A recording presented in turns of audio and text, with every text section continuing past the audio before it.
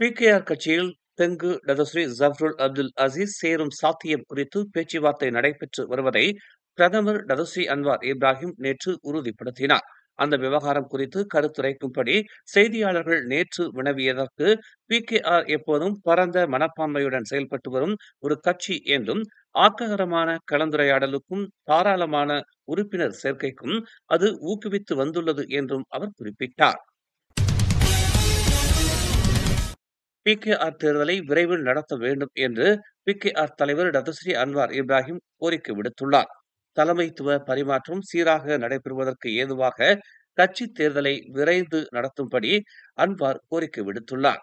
கட்சியின் தலைமைத்துவ வரிசையில் புதிய தலைவர்களும் பழைய தலைவர்களும் ஒரு சேர இடம்பெற்றிருக்க வேண்டும் என்று பிரதமருமான அன்வார் வலியுறுத்தினார்.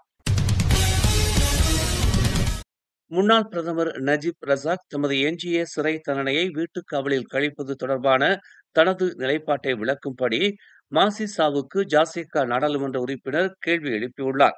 இதற்கு மாசிசாவிடமிருந்து பொதுமக்கள் நேரடியான பதிலை எதிர்நோக்குவதாக கெப்புங் நாடாளுமன்ற உறுப்பினரான லிம் லிப்பியங் கேட்டுக் கொண்டுள்ளார்.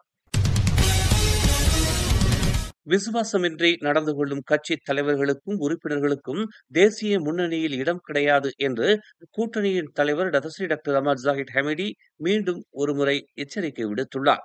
தங்களின் அரசியல் எதிர்காலம் நெருங்கி வருவதை உணர்ந்தவுடன் தேசிய முன்னணியின் தலைவர்களும் உறுப்பினர்களும் அதில் இருந்து வெளியேற எண்ணக்கூடாது என்று துணை பிரதமருமான ஜாஹித் நினைவுறுத்தினார். விசுவாசம் இல்லாமல் நடந்து கொள்ளும் நபர்கள் தங்களுக்கான வாய்ப்பை கேட்டால் அது நிச்சயம் கிடைக்காது. கட்சிக்கு விசுவாசமாக இருக்க வேண்டியது மிக அவசியமாகும் என்று பினாங்கு தேசிய முன்னணி மாநாட்டில் உரையாற்றிய போது அவர் இதனை குறிப்பிட்டார். வரும் ஜனவரியில் தொடங்கவிருக்கும் 3வது தேசிய சேவை பயிற்சி திட்டத்தில் பங்கேற்கவிருப்பவர்களின் தினசரி அலவன்ஸ் 8 வெள்ளியாகவே நீடித்து வரும் என்று தெரிவிக்கப்பட்டுள்ளது. அந்த படித்தொகையை அதிகரிக்க வேண்டிய அவசியம் இல்லை என்று தற்காப்புத்துறை அமைச்சர் காலித் நோர்டின் நேற்று தெரிவித்தார். இப்போதைக்கு அலவன்ஸ் தொகை 8 வெள்ளியாகவே நிலைநிறுத்தப்படுகிறது.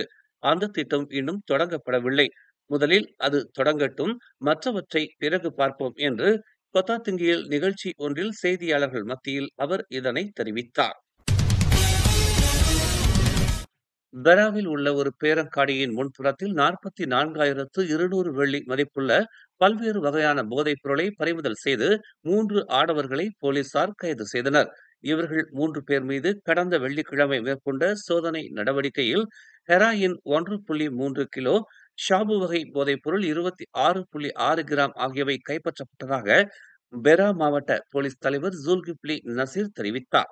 இம்மூவர் மீதும் போதைப்பொருள் குற்றப்பதிவுகள் இருந்ததும் கண்டுபிடிக்கப்பட்டுள்ளது. மேலும் செய்திகளை தெரிந்து கொள்ள தமிழ் மலர் நாளிதழை பாருங்கள். எங்களோடு இணைந்திருக்க மலர் டிவியை பதிவு செய்து கொள்ளுங்கள். உறவுகள் மகிழ்ந்திட விருப்பம் மற்றும் பகிர்வு சேவையை சொடுக்கிடுங்கள்.